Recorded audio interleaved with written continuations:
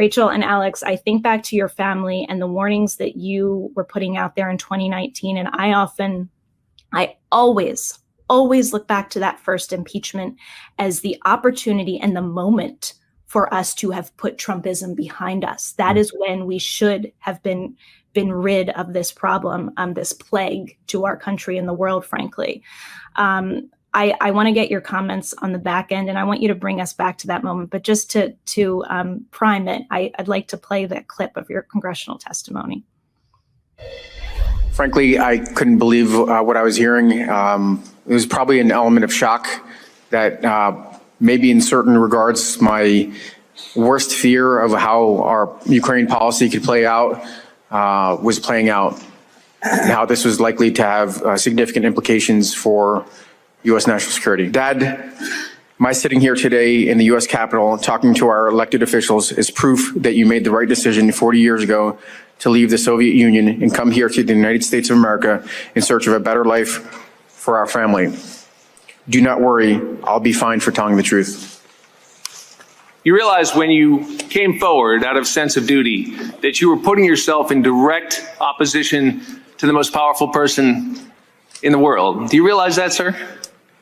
I knew I was assuming a lot of risk. And I'm struck by that word, don't worry, that phrase, do not worry, you addressed to your dad. Was your dad a warrior? He did serve. It was a different military, though. And he would have worried if you were putting yourself up against the President of the United States, is that right? He deeply worried about it because in his context, there was the ultimate risk. And why do you have confidence that you can do that and tell your dad not to worry? Congressman, because this is America. This is the country I've served and defended, that all of my brothers have served, and here, right matters. Thank you, sir. So good. So good. Maybe, Rachel, start us off. Bring us back to what it was like in that moment for your family and over the next several months, year leading into the 2020 election, the kind of fire that you came under for Alex speaking out. Well, it's a little emotional still watching it. It's not something that I like to think about a lot because it was really hard. But I think watching it 4.5 years later, I still have so much pride, and that's the overwhelming emotion that I feel is just pride for what he did. And I'll just back up and say all the attacks, all the lies, it didn't matter to me necessarily what they were saying about him because I know who he is, and it would never, I didn't care so much, but I did worry about if it hits on his reputation because I knew serving was in the military was not only was he really good at it, and he is truly a subject matter expert who spent years studying Russia and Ukraine and the region, but I knew that his heart was in service, and I couldn't ever imagine him doing anything else. And in the weeks between the public testimony and his 3 weeks before was his private testimony, or closed door testimony. Chamber of Horrors. Yeah, that's what they called it. I knew that the indications were certainly that his career he was probably not going to be able to continue. But nevertheless, he went and he testified publicly, and he testified, as did many public servants, and they did not let it dissuade them from doing the right thing. And yeah, but it was hard. I won't lie. It was hard. And I think about it every day. And,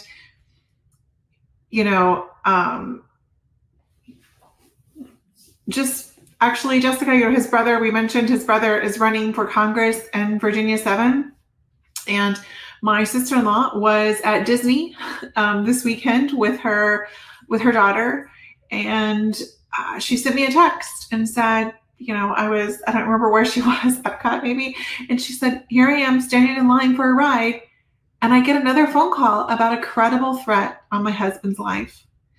And it still stops my heart a little bit. Like it's still, or maybe it stops my heart. Then probably I would die. But I get this catch in my throat and this pit in my stomach because I remember what that's like. I mean, I'll never forget it.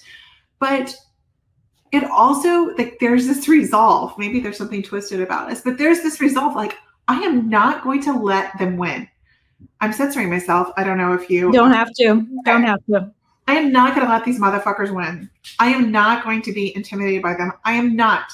Like, I will, I remember telling Alex one night when we were going to bed, and we were talking about his testimony, and I said, we were laying in bed. I said, you're going to walk in there in your uniform with your head held high and your chest out because you are backed by the United States Army and the truth.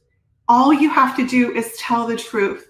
And I firmly believe the truth comes out in the end. We are seeing who Donald Trump is. We already knew who he was, but even in this trial, even in everything, we see what he says. We see his desperation. There are many who won't see it, but every day people are saying, I cannot vote for this man. And unfortunately, it matters on what state they live in, like how this all kind of turns out in November. But I do know, and I know that people are seeing who he is. If you want to use the biblical terms, the scales are falling off their eyes, and that is happening. Preach. Yes. Yeah, but I was preach. I think that's my name. But yeah, so the thing is like, we have to keep going. You can't just stop. And that is, our family song is Won't Back Down. And during the impeachment, I would like start the day and say, Alexa, play that song. And that's how we would start. And not because there's anything like really that special or resilient about us, but it's also like, this is what you have to do. I mean, this instance chose us, I guess. It chose Alex, and then it's a family affair. And that's who it is. And my brother-in-law is running for Congress for the same reasons. Like, you have to keep walking. And if we don't keep fighting for what is right, then no one will. And sometimes it has to be you. And that's why we continue to do it. So what is really there to add to that? But you did make a point about the Republicans offering impunity and giving license to Trump to do whatever he will, and with no kind of floor to how low he will go. And I think damn those folks that acquitted him. Damn those Republicans in the House that that attempted to block the impeachment, voted it down, and the senators in that impeachment and the second impeachment. That is a scarlet letter around all of them. They need to be held to account for that. In our system, the way that works is at the election booth. But they will need to face. Will need to be accountable to the public at large.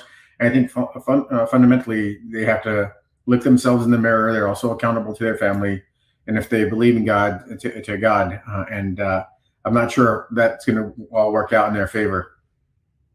It's not.